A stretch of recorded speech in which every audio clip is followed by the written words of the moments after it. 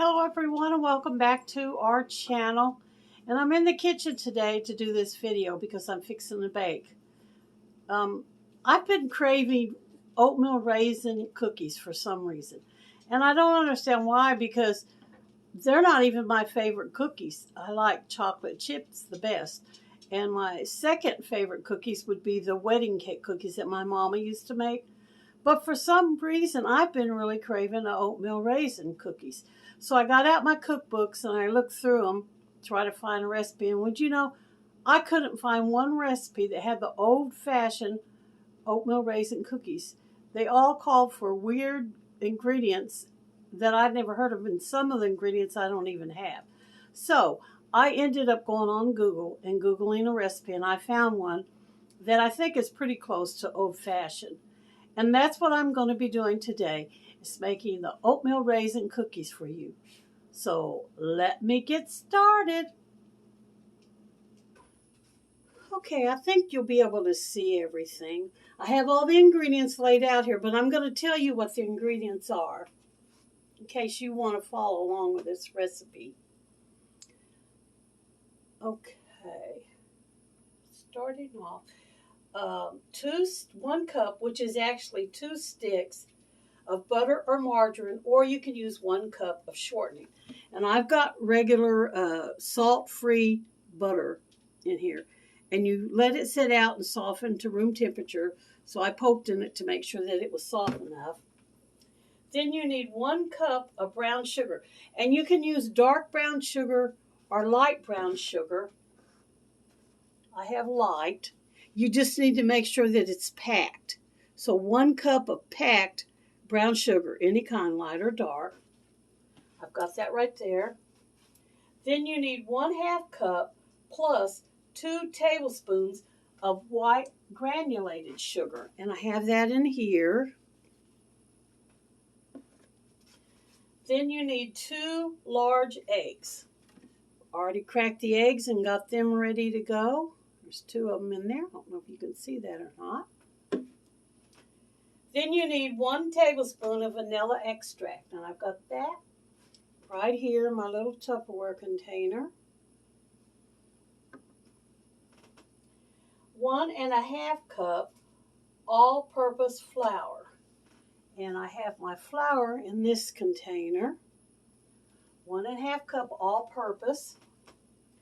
1/2 teaspoon salt, and I've got that in here. 1 teaspoon baking powder, and I've got that in here. 1 teaspoon ground cinnamon, and I think that's in here. Ground cinnamon. And a 1/2 teaspoon of freshly ground nutmeg. Of course, I don't know how freshly ground mine is. I had a little bottle of it that I've had for a while, and I'm using that. Then you need 1½ cup of raisins. And I think the raisins are the reason that I was thinking about this, because I've been getting a lot of raisins in my food pantry. And I guess that's why I was thinking about raisin cookies, because I like to use up what I get in my food pantry. So here's your 1.5 cups of raisins from the food pantry. 1/2 cup of chopped walnuts. Now the nuts are optional. You don't have to have the nuts. I like to chop them up really fine because otherwise I can't chew them. So this is a 1/2 cup of chopped walnuts.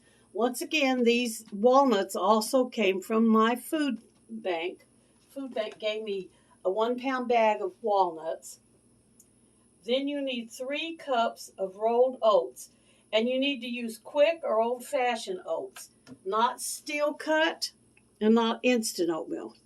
Just regular cooking breakfast oats. Okay, now it says to preheat your oven to 350, and I got that going. Grease 2 large cookie sheets. Well, I'm not greasing cookie sheets. I've got parchment papers on them. Then you combine your butter, sugar, and eggs. In a large bowl, you beat the butter until creamy. So I'm going to do that.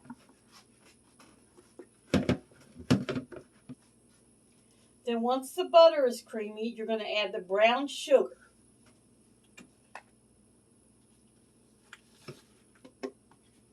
And then you're going to add your white sugar.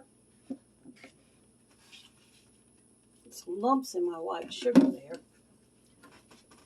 And you add your brown sugar and your white sugar and beat until fluffy. You could probably use an electric mixer on this to go better. I don't ever remember my mother having a mixer for a long, long time growing up. And she made pretty much everything from scratch. And she just used a spoon. So that's what you do with that. So I did that by hand too. But like I said, a mixer would probably work better. Then after you get the sugars and the butters fluffy, you're going to beat in the eggs one at a time. Uh-oh. I had done got them both in there. So I'm going to have to try to add one egg and then the other one. There we go. Oops.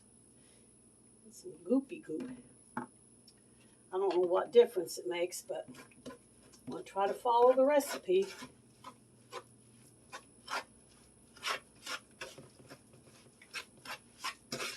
All right, now we'll put the other one in.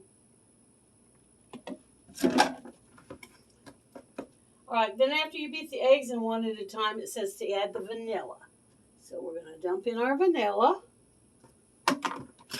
Then after you get all of the wet ingredients mixed up, you're going to set them aside and you're going to work on your dry ingredients. So I have another bowl. I don't have much room in my kitchen, so I'm having to move things around. So this is going to be the bowl for my dry ingredients. Okay, then in the dry ingredients, you're going to mix the flour, salt, baking soda, cinnamon, and nutmeg together in a medium bowl. So let's add in the flour. I'm going to add them one at a time.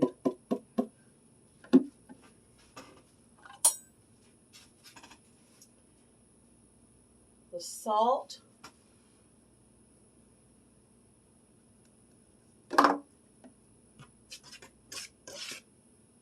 The baking soda.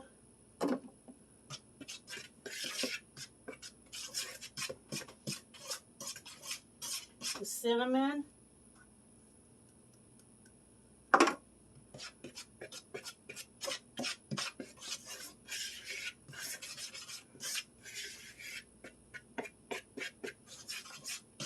And the nutmeg. Just kind of whisking it all together and getting it all blended up.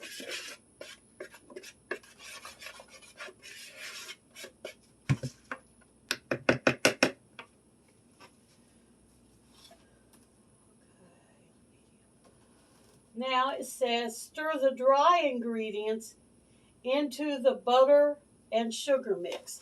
So I'm supposed to add this to this. And I think what I'm going to do is add it very slowly. And I'm going to make like a little pocket in the middle and just pour a little bit of it in there.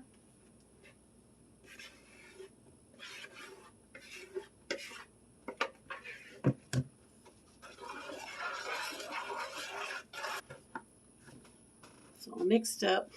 I was going to show you this old bowl right here. It's a Tupperware bowl. Can you see this crack right here? I don't know if you can tell that or not. The lip part on it right here is cracked. Let me see if I can turn it where you can see. Right there where my thumb is. See how part of it's missing? Well, I picked it up at a yard sale for like $1 or $2. And the reason I went ahead and bought it, even though it was cracked, Tupperware has a lifetime guarantee. So all I got to do is find a Tupperware dealer, and they have to replace this or give me something comparable.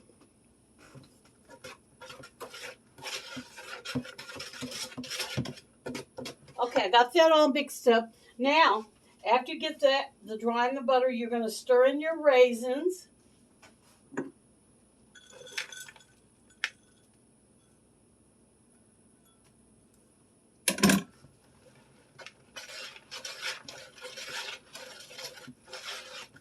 And then you're going to stir in your nuts.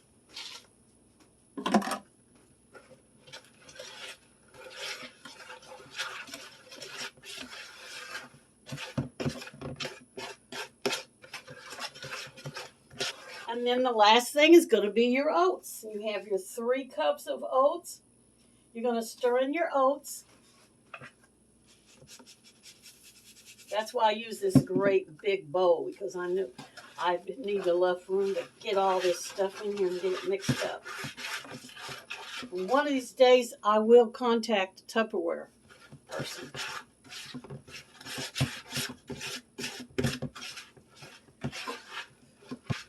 Oh, and by the way, these oats also came from my food bank.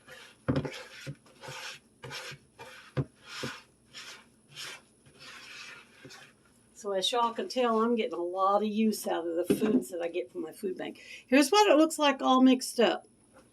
Now the next thing is taking your baking sheet, which instead of greasing my cookie sheet, I put the parchment paper. I like that better. Then you're supposed to drop it by large tablespoons onto here. Actually, you know what? I've got a special spoon that I bought in a catalog. I'm gonna try it. I got this spoon from a catalog. It's called Tovolo. You're supposed to be able to scoop out cookie stuff and then go like that. So let's see what that does. I think I've only used it one time before. I don't even know how good it'll work. That's not too bad, I guess.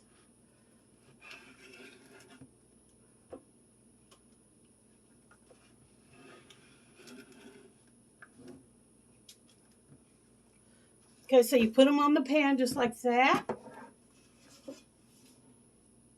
So I'll go ahead and finish putting these on, and then I'll bring you right back. Okay, I've got them out. Now, I only put a dozen on here. The recipe said that you're supposed to put them on there 2 inches apart. So I need to kind of space these out a little bit. And I wasn't too overly impressed with that spoon. I mean, yeah, it measured out and got it out, but I think that I could do a better job with my hands and a regular spoon than that. So then you're supposed to put these in the oven at 350 and bake them for 10 to 12 minutes. So I'll do that, and when I get all the cookies done, I'll come back and show you how they look when they're finished. So I will see you in YouTube time. Oops. Okay, as you can see, the cookies are done. Just took them out of the oven, so they're still really hot. But here's what they look like. So I will let them cool down, and then when they cool completely, I can do a taste test. I can finally get them oatmeal raisin cookies that I've been craving. See you in a little bit. Okay, here they are. I let them cool, and then I took them out and put them in this container. See, there's another layer under there. So we will give it a little tasty test now. Just going to take a tiny little piece.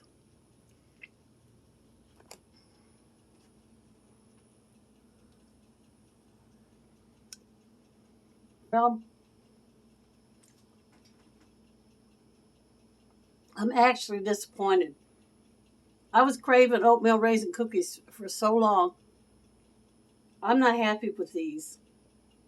And I don't know what it is here lately, but every time I cook something, I can't get it right. These do not taste at all like I remember the ones that my grandma made. They're not hardly sweet. Even though there was brown sugar and white sugar in there, they don't have the right taste. So, I mean, they're edible. I can eat them, but I'm not happy with them. I'm giving you my honest reaction. I'm not happy with them. So that's it. These are the cookies. And here's a disappointed person. And y'all come back and see us any old time. Bye for this one. Hey, there you are. You are simply amazing. Thank you so much for watching. Come back again.